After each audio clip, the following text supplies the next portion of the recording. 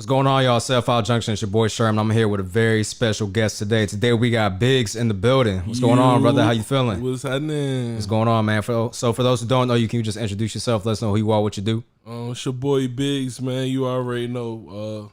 Hailing out of Norfolk from B-More. You already know what we do. Engineering, producing, and going hard. Prime Records, DNA Studio. Okay, for sure. Now, can you introduce your entourage? I had them introduce themselves so we can see who I got my partner also. Hayes and my partner JL. Okay, for he sure. He does marketing, she does rapping and entrepreneur. She has a bunch of businesses, but she do clothing, all that type of stuff. Okay, for sure. So y'all like a one cohesive unit. He does the marketing, you do the engineering, she does the rapping, producing, all that stuff. That's right. Mixing too. Well, okay. I produce. She does like the manufacturing. Producing, manufacturing. Okay, got you. Yeah, she do all the little what do you call it?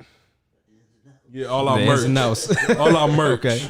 Okay, bet, for sure, man, for sure. That's what's up, man. So, as a producer / audio engineer, how long you been doing this for, man? 18 years. 18 years. That's a long ass time. Yeah, let me get it right. Hold on, it's 14. I'm 32 since I was 14. It might be 16 years. What's that? No, that's 18. That's 18. 18? Yep. Yeah. Because 20 years would be what? I be thinking I'm out here saying the wrong thing. I be like, I've been out here 1,000 years. Knew it had to be longer than that. I know you for at least 14, 15. It's going on 15 years now. Yeah. Okay, so damn. So you started when you was 14. Yeah. So you was like, so what did you start off on? Like Fruit Loops, like Fruity Loops. Like what did you start off on? All right, I did start off on FL. That's what I started producing on in Acid Pro. Okay. Yeah, and then I moved into Magic's, and that's what got me into engineering, and then it was Pro Tools after that. Okay, bet. Now, you have placements for, and I'll just start the list. I'm not going to get the whole list. It's a long list, but for names like Timbaland, Lil Boozy, Moneybagg Yo, Troy Ave, Young Crazy, JID, Earth Gang, you know, Will the Rapper, Gucci Mane, Rick Ross. I mean, you got a lot of heavy hitters up here, man. Yeah. A lot of heavy hitters. So 21 Savage, Lex Luger. I mean, the list goes on, man. So everybody got a story too. They got a story for everybody. So let's. I mean, let me ask you this: who's your favorite artist to work with or producer out of everybody that I listed or that you have under your resume? I should say. Earth Gang, definitely.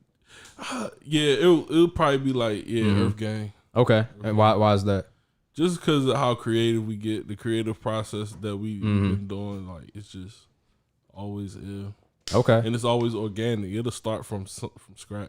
Okay, that's dope. Yeah. That's dope. It's definitely dope seeing like artists get together and just brainstorm and just come up with, you know, magic. You know what I'm saying? Because it is magic. It's a creative process, and everybody's creative process is different. You know what I'm saying? Right. But seeing it is crazy. Like their process, like Olu might come in here with a sample that he chopped up. And then Ian to come in there and like bang on some pots and start yelling some shit. And then, you know, it's just, and I'm sitting there mixing it in, like throwing delays, reverb. They're like, this hard, Biggz. Okay. You know what I'm saying? It's just a whole situation like that. And then it just works, man. It's just like magic. So I love doing that because you never know what to expect next.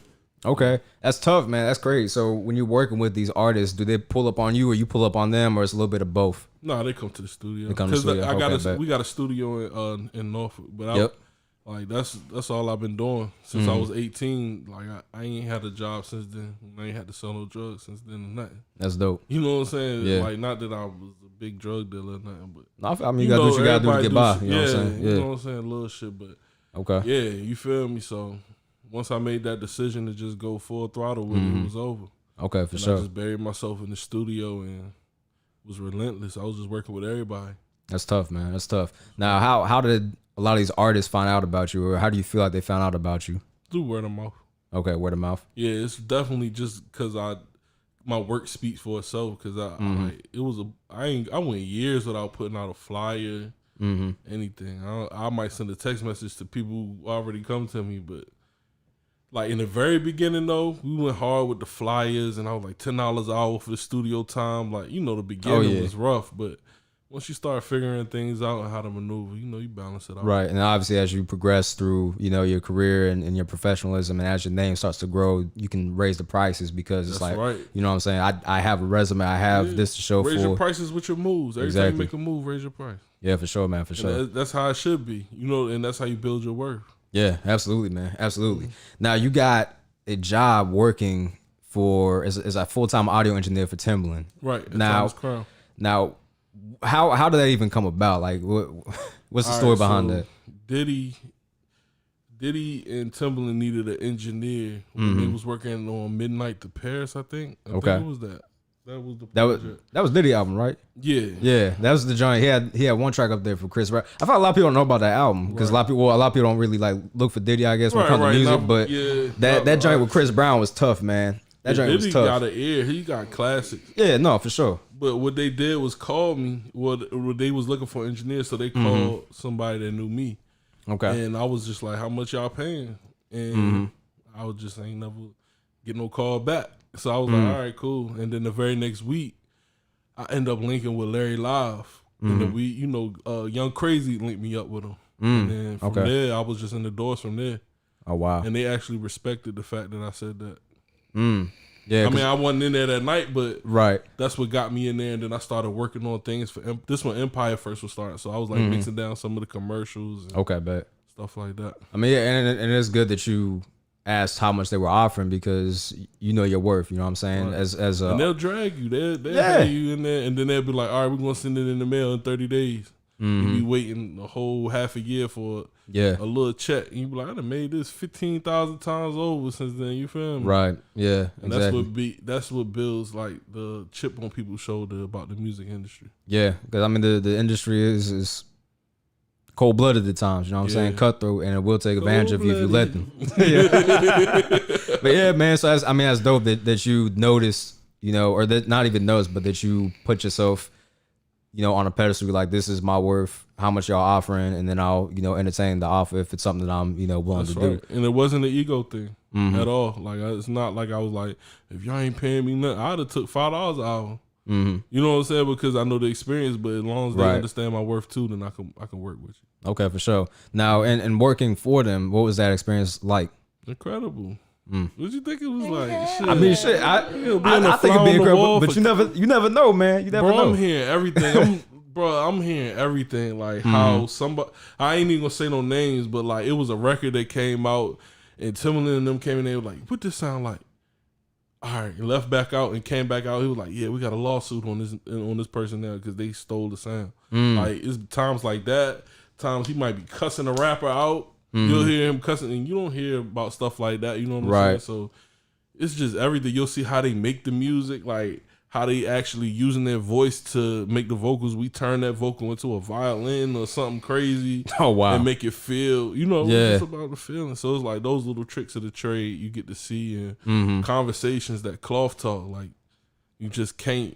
Everybody can't understand it. You feel me? Yeah, for sure. But the reason I ask is, you know, always, you know, you never know what goes on behind the scenes. Like you said, you never know. So I was like, you know, it could have been a dope experience, but it could have been a shitty experience too. You know what I'm saying? You never know.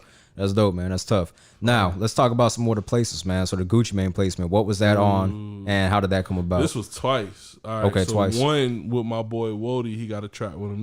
This unreleased though. Okay. And then he came to DNA. We got the pictures on the actual. If y'all want to go to the DNA studio @_DNA studio, and you'll see the pictures. We just had a crazy video shoot yesterday. They bought the McLarens and all that shit. Oh man, crazy. But yeah. So Gucci, his first time at DNA studio, he comes in with no jewelry on. Like he looking, you know, in this old Gucci, this potbelly Gucci, you feel me? So okay, but this the gangster. So not saying he ain't gangster now, you respect it, but you feel what I'm saying. But he came in no jewelry, came in, felt the vibes. He was like, "Yo, I fuck with this shit." Same thing like Juicy J did the same thing. Like I fuck with this shit. Went back out, got all his jewelry, came back in, started rocking. Took their photo shoot, everything right in the studio. Gotta test the waters. See what the vibes is. And you know his recording is just it's kind of like Crazo. It's just you come in there, you feel the vibe, and he go with the flow. You know what I'm saying? He's gonna be anywhere, and you just never know what you're gonna get. Crazo got a session tonight right now. I bet you he don't know what he gonna get tonight. He don't know what the fuck about to come out. You feel me? But now and that's dope though, because you kind of just let the music take you. You know what I'm saying? You just kind of go with the flow. And then I feel like a lot of dope projects, a lot of classics are made by accident. You know what I'm saying? Right. You make some shit, you just like, oh, this is the one right here. You know what I'm saying? Yeah, bro. Like that's how the magic come out. Okay. You can't like you can scientifically craft a hit, and I know the recipe to do it. Yep. But it doesn't always make it a hit. It's not gonna always be a hit. It's just gonna be a really good record. Yeah. You feel me? So facts. And there's a big difference between a really good record and a hit. Right. You know what I'm saying? There's a vast difference. And I feel like a lot of people don't understand that when it comes to, you know, dissecting music and just observing music in and of itself. Because they see a really good song like, yo, this is gonna be classic. Nah, let's not get ahead of ourselves now. Exactly. You know what I'm saying? Because there's a specific sound that makes something timeless. You know what I'm saying? And it's just not every track has that, man. Yeah, so exactly. Yeah, for sure, man. Now you mentioned taking voices and turning to violins and just crazy shit. So what's your most creative sound that you think you've seen get made, or the most creative process that you've seen? I seen him record with it was all right.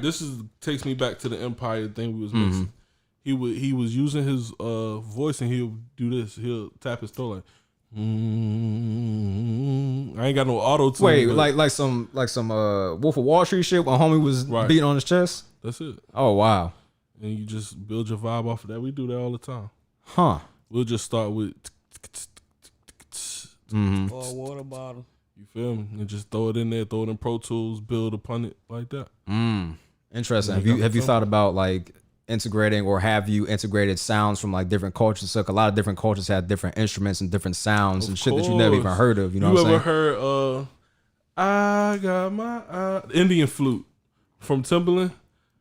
Ooh, ooh. Oh yeah. I know exactly what you're talking about. So JayZ, that's my people. I just remixed that song. They gave me the rights to remix the song for her. Oh wow. So tough. like that was a whole experience within itself. And her like Bollywood, that takes me back to you talking about experiencing other culture sounds. We did that with Bollywood. So I do that now, mixing Bollywood and hip hop infusing. That's tough. And shout out to JayZ because she got that. Those wheels turning. That's tough. Okay, damn, that's hard, man. That's tough. That's tough. Wow, you got the rights to okay, so when it comes to remixing and just changing things, like what's your process with remixing? Like, because obviously remixing can be a slight change or it can be a drastic change. So what's your take on it, and what do you feel like is a tasteful remix? Less is more. Just okay. You talking about like sampling remix or like adjusting to mix a record? We'll go with both. All right, so sampling. Just let the sample has to touch you first. If it don't give you goosebumps, then don't use it. And then second, if you're mixing, less is more. So like a simple you go up a half a dB on the 10K frequency, then you know that's gonna take you that might take the whole sound too crispy or too high, and it had your voice. Yeah, just that little adjustment. So you just got to be careful with little things. You know what I'm saying? Tough. I got you. Okay, yeah, for sure. Yeah, because I feel like there's a lot of misconception when it comes to remixing or changing something. I'm from a video editing perspective. I do video editing and stuff like that on the side as well. So from a video editing perspective, there is such thing as a tasteful edit. You know what I'm saying? Because if you do too many effects, there's gonna be too much going on. There might not be enough. You know, unless you're doing like sicko mode.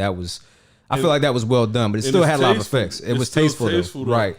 And honestly, like to bring it to that, you got to be a jack of all trades, because video editing actually taught me that. Ah, nice, tough. Because I'm not an expert in nothing, but I've shot people with videos and stuff like that just on some.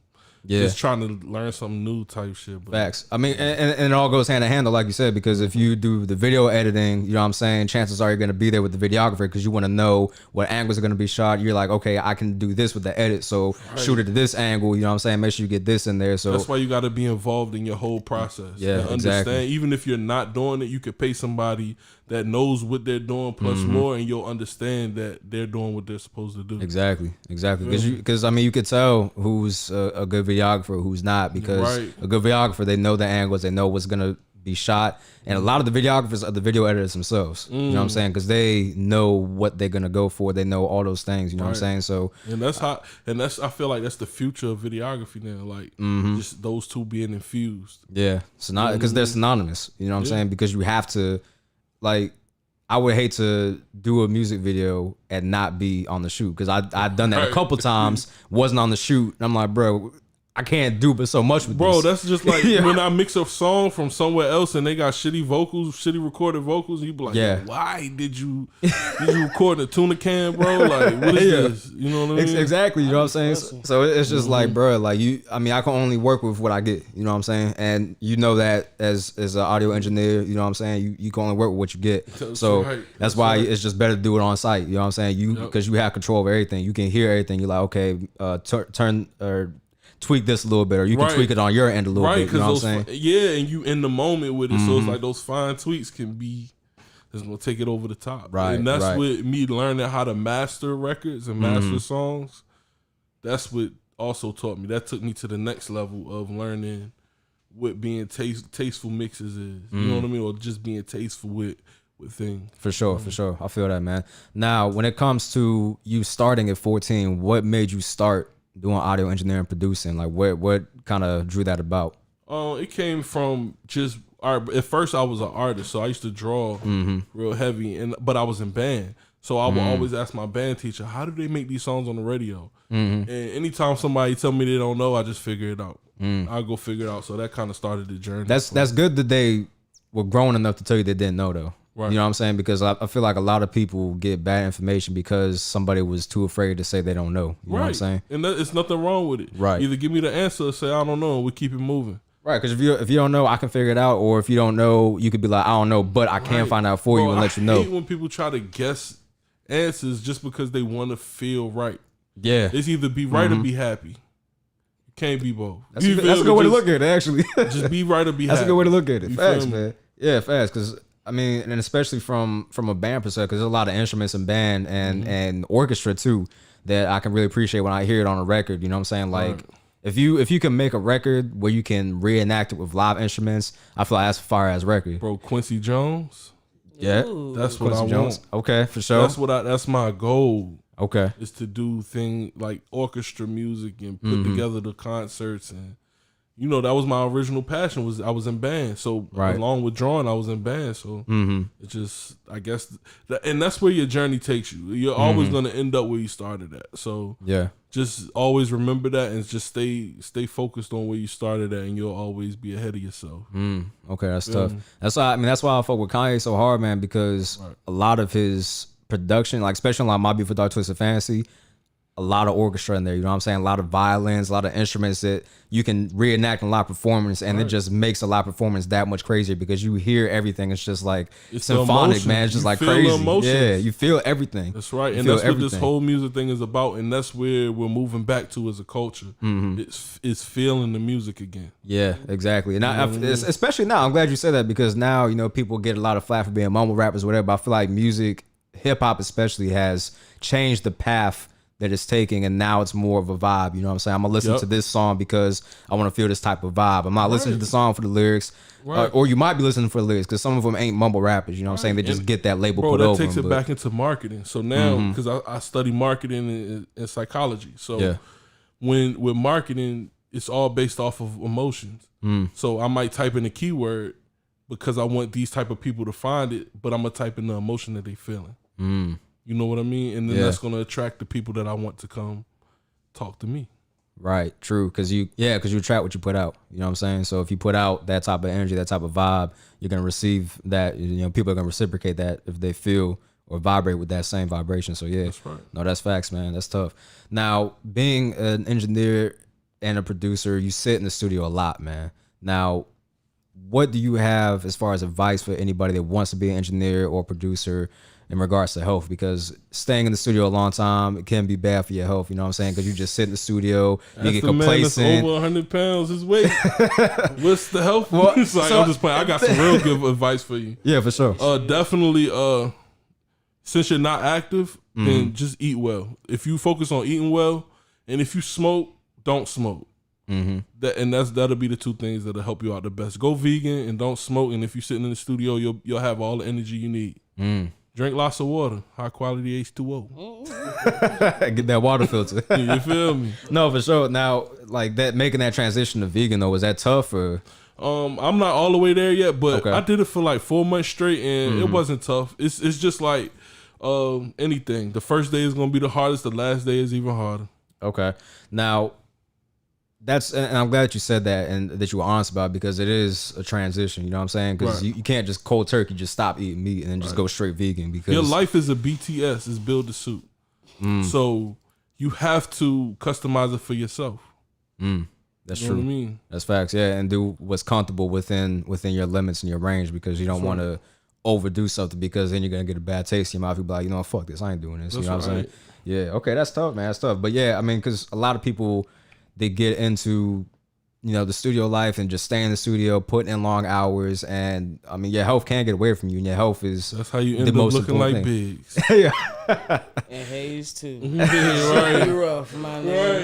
But I feel rough. like it's important though, because people will lose track of it. You know what I'm saying? And it'll get away from you. And it's never too late to get in shape or to get you know your health right. But Yeah, and I work on it every day. Yeah. It's just like everything else. You just I build a temple for virtue and a vice for pits. Okay, for sure. I mean, a pits for vices. Okay, You for feel sure. me? So like, I never let anything overcome me. You got to balance it out. Okay, dope, man, dope. Now let me ask you this: who are some of your inspirations as far as production is concerned? If you have any. Kanye definitely my number one. Okay. That's who even got me. He sparked the passion into making beats. You know what I mean, and wanting to be a producer. My hustle kept me going though. That's my number one inspiration. Just me. I'm trying to outdo what I did before. Yeah, try to be a better version of yourself that you were yesterday. That's right. Okay, for sure, man. Now, Kanye inspired you. Now, is he your favorite producer too, or do you have a favorite producer outside of him? Really, Dr. Dre grew to be my favorite producer. Okay. But yeah, that's Dr. Dre is definitely, because his ears is just retarded. Like, Bro. it's crazy. But Yes. that's why I'm as good as I am, just by studying his techniques and making the moves that he does in his processes in the studio. You know what I mean? Yeah. So, and yeah. Okay. That's really For it. sure, man. For sure. Now let's talk Prime Records. Right. So, what inspired you to make your own record label? My friends, because I was already doing this for years, like booking the clients and running the sessions, mixing, mastering, you know, trying to sign artists and make this happen, make that happen. So like, I just was like, all right, we need to do something, because my friends want to do this too. They have a passion to rap. They have a passion to be marketing experts and be producers and all of this stuff. So why not do this for my family and give them something official to be a part of? So me and my grandmother was riding, and she helped me come up with the name, and then from there it was history. It's pretty much where it is now. Okay, that's dope, man. Now, making your own record label, working with artists, producing, getting rights to there's a lot of legalities involved in music that a lot of people don't know about. So what are some lessons learned that you have as far as the legalities of the industry and, you know, things that you think other people should know about? Always get a contract. Okay. If they don't want to do a contract, that mean they already plan to do some shady shit in the first place. That's it. Okay, bet. Now, when it comes to contracts, does that include like, okay, well, if you do this, you'll get royalties, or, you know, like It's just whatever the legality, the logistics is in that contract. Okay. Because every contract is different, but make sure you know what you're getting and you get your fair trade and you hold your word to your contract. Okay. Now, As long as you do that, you ain't got nothing to worry about. I feel that. Now, some contracts, they're one-time based as far as like a single track. Like, okay, I just need you to do this thing for this one track. Do you That would agree? be like a single deal. Okay. And then they have some that include royalties as well, correct? Right, mechanical royalties. Okay. So that's your stream revenue. So like you'll get paid a certain percentage from that. If it gets performed at a show, you'll get a different percentage for that. If it's sold or manufactured as a hard copy, you get another different percentage for that. It's broken down into many different type of royalties. It's just according to what you want out of the deal. That's why I tell you, got to understand what you want to get out of this. Get what you got, what you want out of it. Make sure the other person, it's not up to you to figure out what they want out of it. Make sure that they understand that this is what's going on. And then you hold your word. That's it. You got your binding agreement and carry your word out until it's done. And if you feel like you need to backpedal or something, communicate. All you got to do is have a conversation. Okay. Yeah. No, that's definitely facts, man. 'Cause a lot of people don't know how to communicate nowadays. You know what I'm saying? Right. They're very.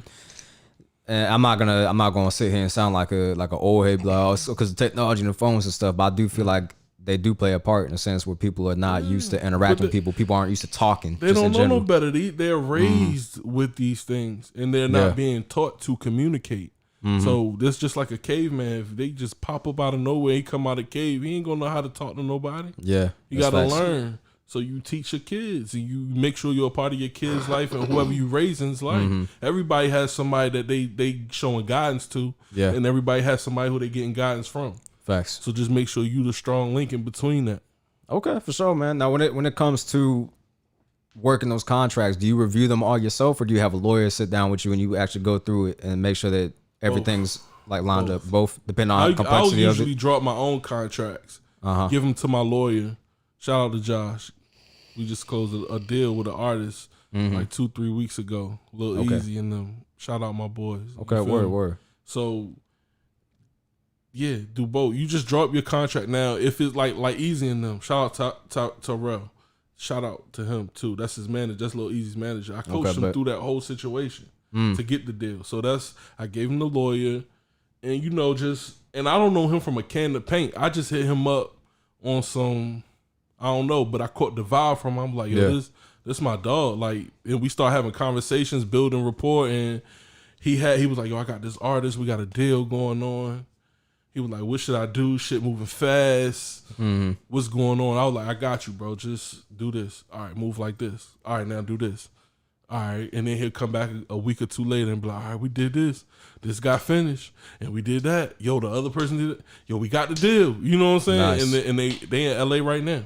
Okay, that's fire. And chilling. Like, they got signed to Atlantic. Oh, and wow. the crazy thing is the link between that is, look, we having a Joker moment because y'all niggas ain't even know. You see how they looking at me, right? They like, I ain't know this shit. Fucking. But the link between all of that is, where I leave off at? You was talking about they in LA. They just got the deal. They in LA. Yeah, okay. They with Atlantic. So Sony BeatStars hit me up trying to get me to send a pack for him. Oh, wow. They ain't even know I had nothing to do with it. But that's how I move. I don't say nothing. I just let it go, and then I said something in the group chat. I was like, oh, this who I was telling y'all about. It was like, oh, you really? And then they try to school you. They be like, is the is this his manager? And I'm telling them all the information. They like, oh, you really did? I sent my label Lil Uzi Vert's number. I'm not saying they couldn't get it or nothing like that, but it's just crazy how these things align. Oh, man. You know what I mean? That's tough, man. That's tough. It's a crazy experience, man. Okay, that's dope, man. I mean, and I feel like a lot of people don't know about those legalities, especially new artists, especially, new producers. They don't know there's contracts involved. They don't know the legalities, and I feel like a lot of them get shorted because they go in, without knowing these things. Because it's cool to make music, it's cool to do these things, and it's generally fun, but there is a business portion of it as well that is very important for people to understand. And if you don't, music business. Yeah, if you don't, it's gonna bite you in the ass later. That's right. So that's why you just gotta come in this game knowing what you want and getting what you feel like you deserve out of the situation. Like, that's it. That's why Master P paid the lawyer, Michael Jackson's lawyer, $25K and got an 85-15 deal. He told him go search for that, and that was it. And that was the greatest amount of money that made him feel fulfilled. You know what I mean? Facts. So that's what it's about, self-fulfillment and making sure you stay on your path. Okay, for sure. Now, speaking of Michael Jackson, you worked with one of his producers before, Brian Max. That's Max. His name. Okay, Brian Max. This was no cap. This was the same year I met Earth Gang. And this wasn't even 2013. I met Earth Gang before that. Oh, wow. And yeah, it was that year. But yeah, he came in. And I had a little hole in the wall jump. Like, it was just like a little boo. It was like half the size of this room for real. Oh, wow. Right. And he came in there and was just blown away. He was just like, yo, that's crazy. Like, I've been in here with Michael and all that stuff, and I really like your stuff. But he ended up flying back to LA. He just came for a quick session. Oh, wow. Right. And from there it was love. But that's just a moment I can remember. That's just crazy. Like with what's his bro name, man? His name used to be Poppy Shakur. Now it is. Damn, what's his name, yo? Levi Carter. Levi. Okay, yeah, got you. Okay. When he Antisocial, I engineered and mixed and mastered that whole project. Wow. That's the one that got him signed with JayZ, or it might have been the one we did before that. But that's the 2 times JayZ listened to my music. It was through him when he got signed to Roc Nation. And JayZ sent him back to the studio to actually finish out his project because he couldn't get anybody to record the certain sound that he was looking for. Wow. Not saying that they couldn't, but he sent them to 16 studios and it just wasn't working. So he just was like, yo, go back home, finish it up. And then, and this was 6 months before he had got the deal. Damn. Yeah. That's tough. That's crazy. So, I mean, what is that feeling like, bro? Like, you got JayZ that's listening to your stuff, you know what I'm saying? There's... Bro, I never really sat down and basked in the moment, really. Like, I just keep on working. I feel that. So, like, but it's an honor. And I feel... That shit is fucking awesome. Like, what the fuck? Like, it's JayZ, you feel me? Facts. But like, now that I'm taking it in, this is a Joker moment because I never really took it in. Like, that shit is fucking awesome. But I don't like to bask in the moment. You feel me? No, I feel that. I mean, do you feel like if I start giving myself too much praise, I'm gonna be like, that's gonna be too much. Okay. Now, do you ever feel like you battle with complacency because you have all success and you've been doing so good, or you kind of just focused on the end goal? No, I'm balanced. Okay. I'm complacent and I'm hungry. Okay, for sure. You feel me? Like, I have both, and I feel blessed to be at that point. Okay, for sure, man. That's dope. Now, what is your goals for the next, I'll say, 5 years, or where's your end game goal period? Like, what do you want to do ultimately? I don't think I'm old enough to tell you my ultimate goal right now, because my dreams is pretty big. But I know in the next 5 years we're gonna probably own a compound, and we'll be able to have like the whole shebang, whole hangar. That's tough. Shit, so. Now that's gonna have multiple studios in it. Right. Multiple studios. You're gonna have like probably a media room. Like, a little mini Tyler Perry type of situation. Yeah, that's tough. Yeah. That's tough, man. And I'm glad that you have that vision, because I feel like a lot of people in our complexion, you know what I'm saying, they don't think for the grand scheme. You light skin. Listen, man. I'm just messing with you. You look a little different. We all in the same shit, but I mean, black people in general, I feel like a lot of us don't look for the bigger thing. They don't look for the ownership. They look for, I just want a piece of the pie. You know what I'm saying? And that's they choose to think like that. Yeah, that's a mindset. No, that's facts. And that's where I remove myself away from, and that's probably the hardest struggle I have right now, is being around people that's not like-minded. Yeah. But still having to understand that their way of life is okay. That's tough, yeah. No, because I mean, I feel like it's very difficult to work with people that aren't like-minded, you know what I'm saying? Because your ideals and what you see as acceptable are completely different from that person's, you know what I'm saying? But that person might have something that could make you $1 million and they don't even know it. Yeah, that's true. You feel me? That's so true. you just, as long as it's self-satisfaction, if you get what you want out of it in the most peaceful way, in the most perfect way, you good. Right. And I feel like elevation is part of it too, you know what I'm saying? Because I mean, you can obviously uplift people and elevate them to do better as well, you know what I'm saying? And if they don't want to, that's on them. That's what keeps me in rotation. That's what keeps me going up. I done recorded niggas' great grandsons that I used to record. They granddad and their dad. Oh wow. Type shit. You feel me? Like so. I think giving opportunities to the people and keeping the young informed about stuff. I think that's what keeps you in the loop. If you have something to give them, what's the best thing I can give them is to teach them how to fish, how to get the bag. And we ain't even talk about financial literacy yet. Like, right. I can bust open the whole bag with that. You feel me? For sure. Now, and I'm glad you mentioned that, because I mean, do you see yourself as a mentor for younger artists that come in and record with you? Like you sit down, you record with them, but the session is more than just recording. It's also a mentorship session as well. I feel like I'm a mentor for the chosen ones. Okay. Not for everybody. Because everybody's not open to the information. That's true. And not everybody wants to know the information. They're not ready for it. So you just let them be them. Okay. No, that's true. And I mean, like you said, a lot of people aren't ready for it, or they, have no desire to want to learn about it, or you could tell them and they're gonna be like, I ain't hearing that. You know what I'm saying? You can't teach someone that don't want to be taught. Right. So, that's it. That's why I just wait for people to ask questions. That's the best way you can do. For sure, man. For sure. And shout out to my mom and grandma, because they always made me go get the encyclopedia every time I asked them a question. So That's good. That's a big part of why I just figure things out. You know what I mean? For sure, man. For sure. Now let's talk about the Rick Ross placement. Ooh. What was that, and what came, and how did that come about? That was two of them too, but this Okay. was one with Wody. Mm-hmm. No, it might have been one or two. I don't know. I think they both was with Wody. He had two different tracks with them. But yeah, that was cool. That I didn't really get to like sit with him too long or nothing like that. It wasn't like nothing crazy. Okay. Yeah, I got that you. was just like a placement. You know what I mean? Right. Like just a wham bam. Like hop on the track. I'm mixing, mastering it, and I think I did the beat for the other one too. Okay. But yeah, it won't like how I wanted it to be from Rick Ross. You feel me? I feel that. But I get it. You feel me? Okay, for sure, man. And the 21 Savage one, what was that? That's with him and Crazo, the Bells track. So that was crazy. And this was when 21 was on the come up. And I just had my kids this year too. That year. I think it was like 2015, something like that.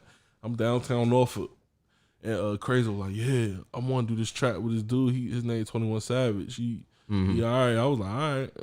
I ain't know who he was at the time. So he ended up doing it and killing that shit. And that really became a classic record. I don't know if it became a classic cult record for the area, but it's definitely a classic cult record for Crazo to me.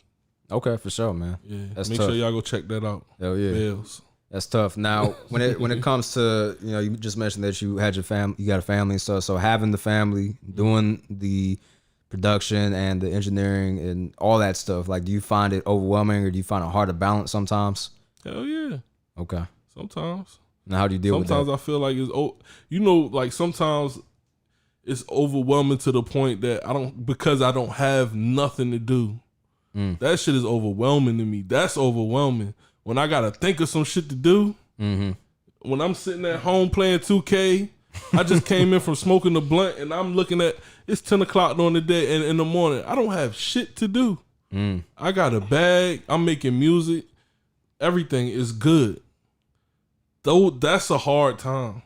I feel that. That's a hard time. No, that's worse. That's like one. Yeah, that's one of my hardest times. He call you up like, yo, let's record some shit. Right, let's go start a business. Oh, that's what I do. I wake up in the morning and say, let's be great. Let's be successful. That's real shit, though. You know what I mean? I call my friends and be like, what you doing? You sleep.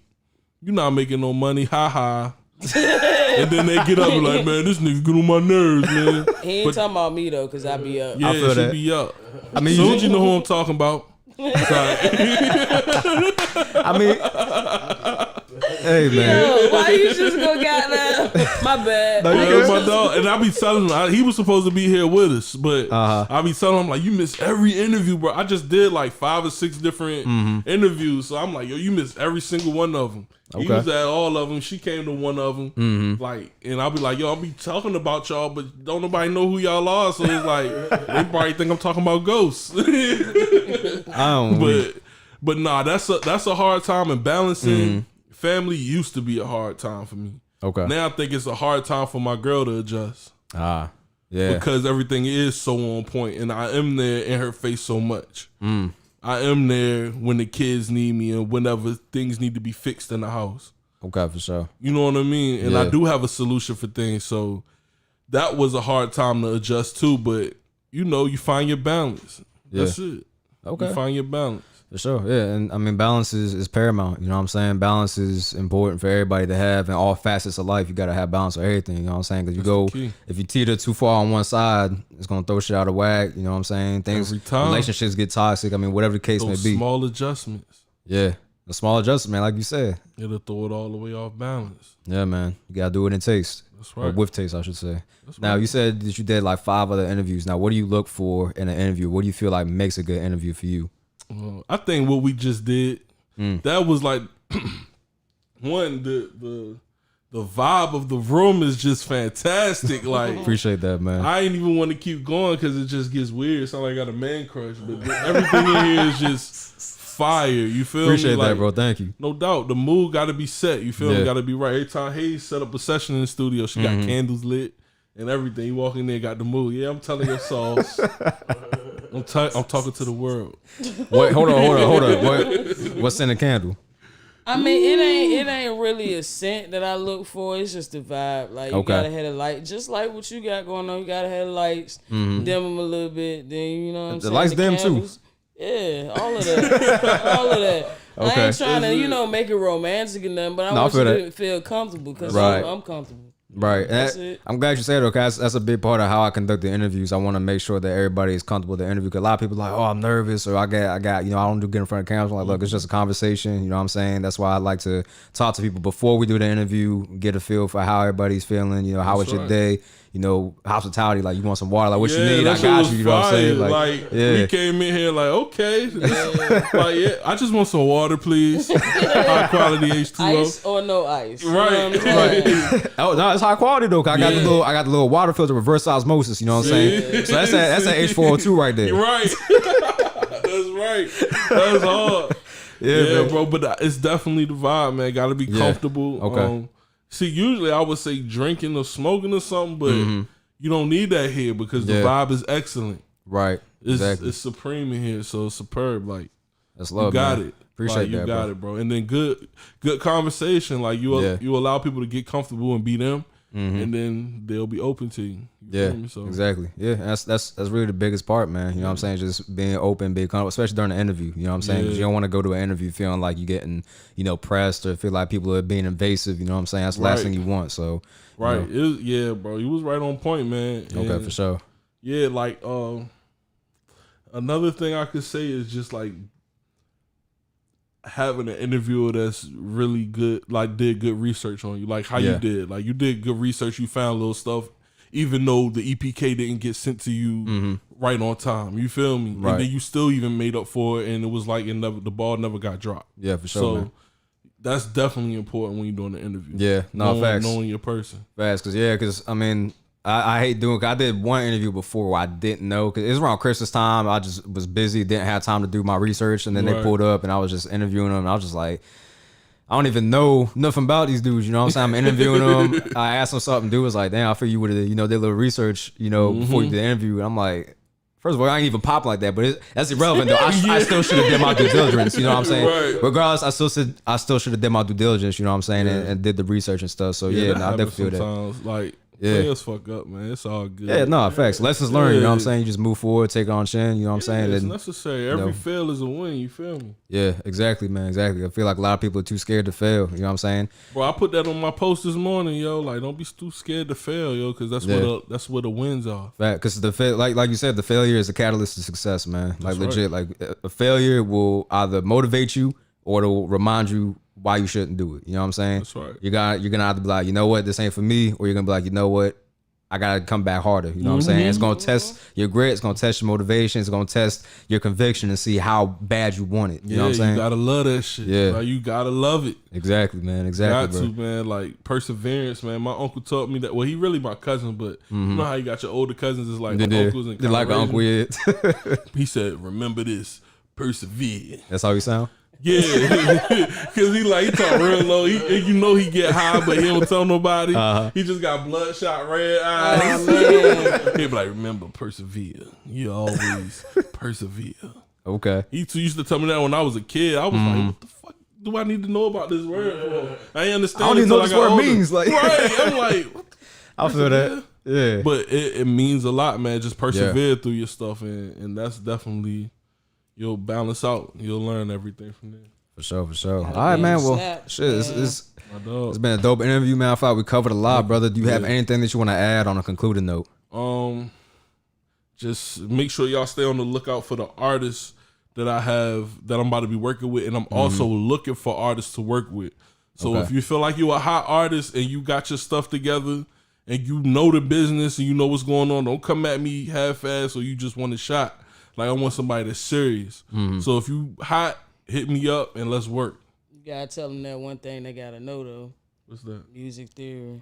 Oh yeah. You gotta know your music theory. Know your music theory. Know your music business before you even come consult with me. Because we gotta have an understanding. We gotta meet on common ground. And I don't mind teaching people that stuff. Just let it be known you don't know and you want to learn and you don't have an outlet to figure it out.